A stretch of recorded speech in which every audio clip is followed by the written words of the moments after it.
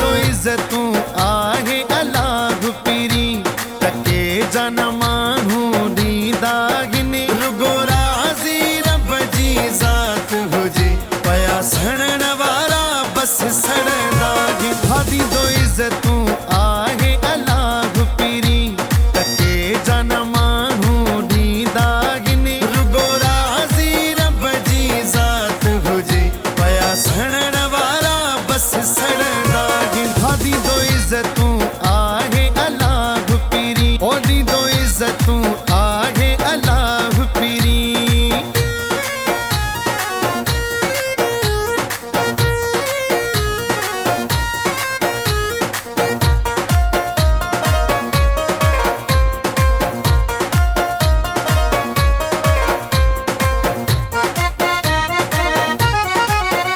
अच्छो कपड़ो न कहीं खे को थो सहे पंहिंजो पंहिंजे जा थो पेर कढे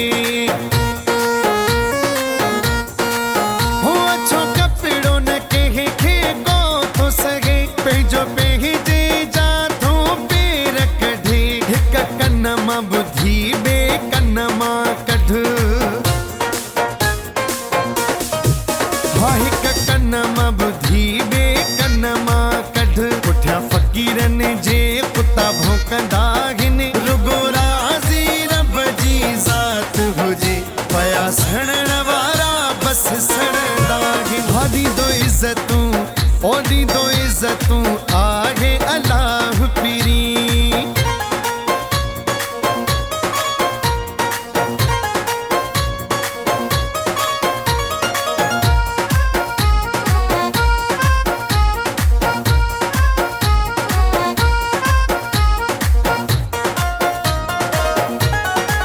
ओझे जो घर में पिंडीअ ते बि नालो नया उहो पाण खे सम्झे थो अलाए छा छा ओझे जो घर में पिंडीअ ते बि नालो नया उहो पाण खे सम्झे थो अलाए छा छा रुगो टोकाबाज़ी थियनि रत में शामिल हर गोटो कबाजी धन रत में शामिल असलियत पंहिंजी ॾेखारींदा आहिनि रुगो राज़ी रब जी ज़ात हुजे पया सड़ण वारा बस सड़ंदा आहिनि भादी दो इज्जतूं ओदी दो इज्जतूं आहे अलाह पीरी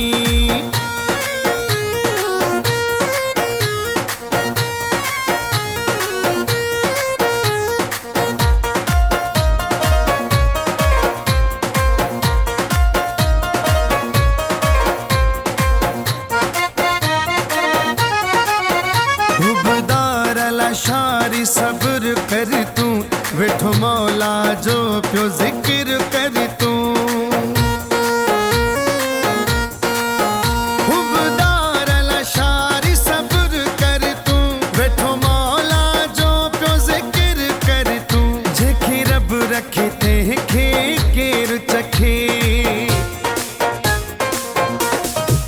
ओ जेके रब रखे ते खे केर चखे भले दुश्मन चालू पिया चलंदा रहनि रुगो राज़ी रब जी ज़ात हुजे पया सड़ण वारा बस सड़ंदा आहिनि भादी दो इज्जतूं ओदी दो इज्जतूं आहे अलाह पीरी के जन मानू दीदागिनी रुगो राज़ी रब जी ज़ात हुजे पया सड़ण वारा बस सड़ंदा आहिनि भादी